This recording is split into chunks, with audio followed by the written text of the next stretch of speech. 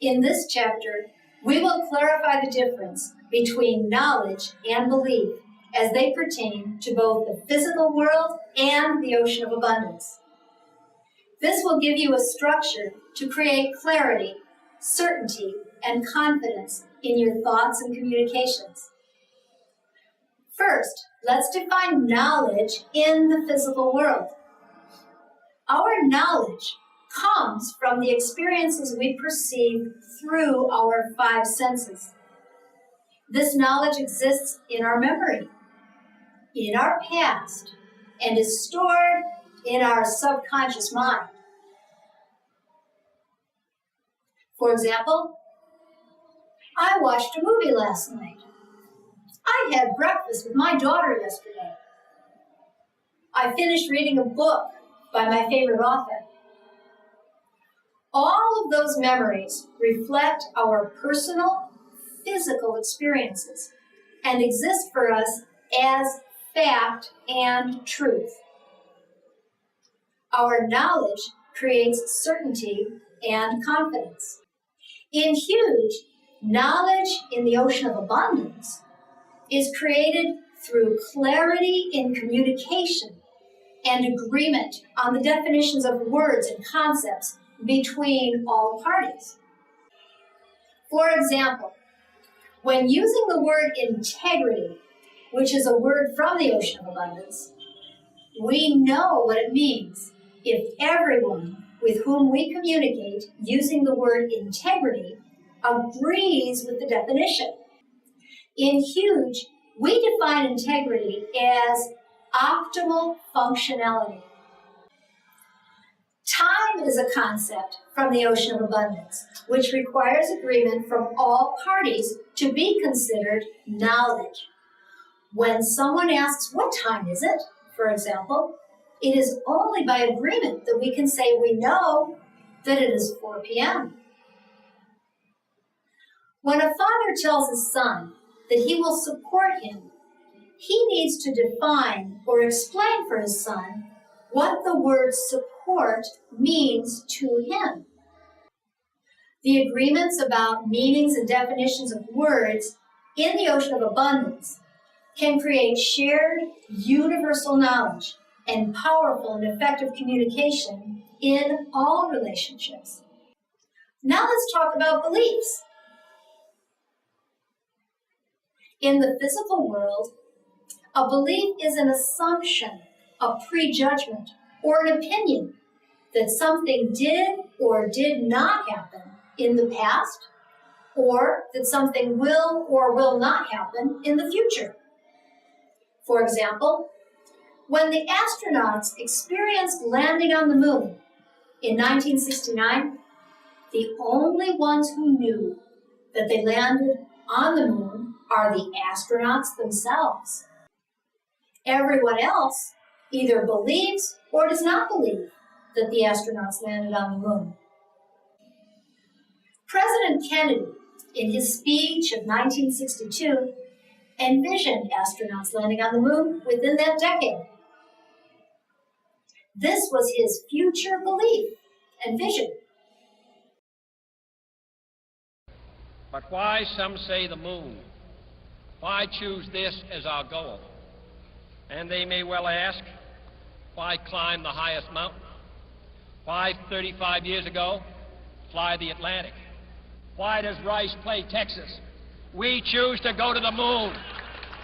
We choose to go to the moon.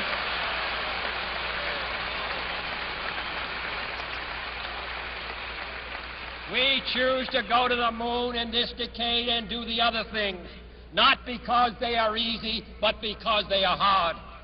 Because that goal will serve to organize and measure the best of our energies and skills.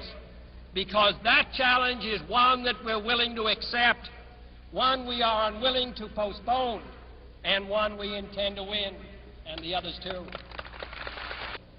But if I were to say, my fellow citizens, that we shall send to the moon 240,000 miles away from the control station in Houston, a giant rocket more than 300 feet tall, the length of this football field, made of new metal alloys, some of which have not yet been invented, capable of standing heat and stresses several times more than have ever been experienced, fitted together with a precision better than the finest watch, carrying all the equipment needed for propulsion, guidance, control, communications, food, and survival, on an untried mission to an unknown celestial body, and then return it safely to Earth, re-entering the atmosphere at speeds of over 25,000 miles per hour, causing heat about half that on the temperature of the sun, almost as hot as it is here today,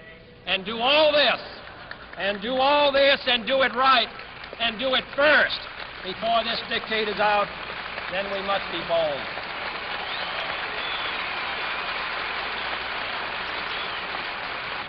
Many years ago, the great British explorer George Mallory, who was to die on Mount Everest, was asked why did he want to climb it.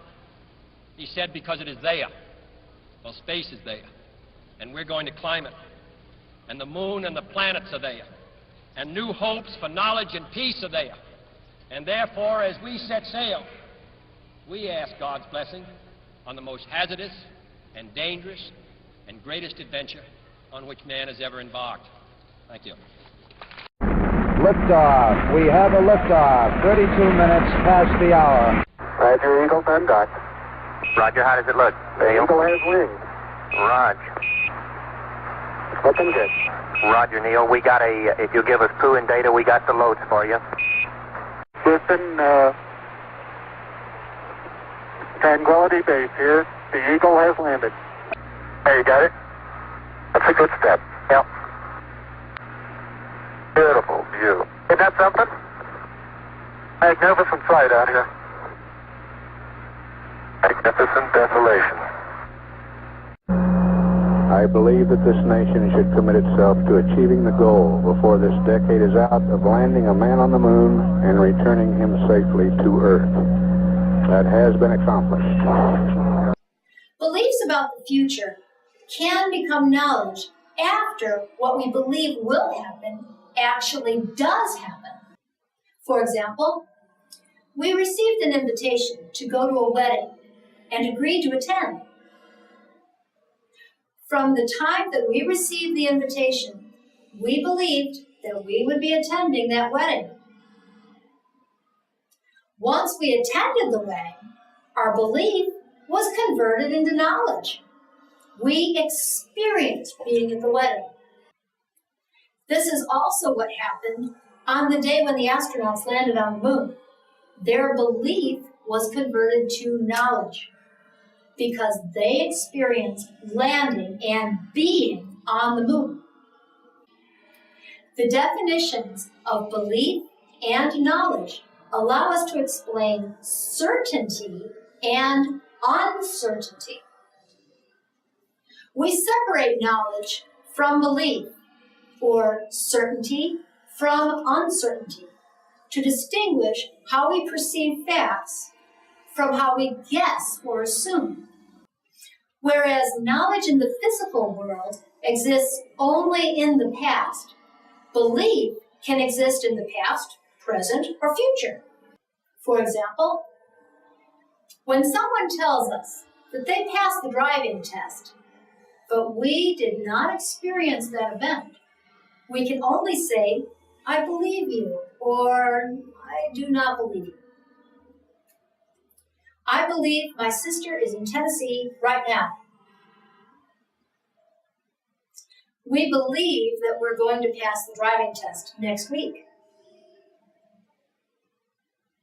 Later, when we actually pass that test, our prior belief is then converted into knowledge. When you wake up in the morning and plan your actions for the day, the week, the month, or the year, you are in belief mode. Once you execute your actions and experience them for yourself, your belief becomes your knowledge. Our beliefs in the ocean of abundance are our interpretations and our assumptions about the past, present, or the future. Here are some examples. Mark Twain had a good sense of humor. Alexander the Great was a courageous warrior. My cousin has a sense of humor. I will be happy when I go on vacation next week.